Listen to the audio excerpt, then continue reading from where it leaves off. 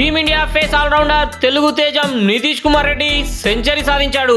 5 టెస్టుల బోర్డర్ గవాస్కర్ ట్రోఫీలో భాగంగా మెల్బోర్న్ వేదికగా జరుగుతున్న 4వ టెస్ట్ లో ఈ తెలుగోడు అసాధారణ బ్యాటింగ్ తో టీమిండియాను ఆదుకున్నాడు. ఈ క్రమంలో 169 బంతుల్లో సెంచరీ అందుకున్నాడు. నితీష్ కుమార్ రెడ్డికి ఇదే తొలి టెస్ట్ సెంచరీ. గత 3 టెస్టుల్లో 41, 38 నాట్అవుట్, 42, 42, 16 పలువురతో హాఫ్ సెంచరీ చేజార్చుకున్న నితీష్ తాజా మ్యాచ్ లో మాత్రం అసాధారణ బ్యాటింగ్ తో ఏకంగా సెంచరీనే సాధించాడు.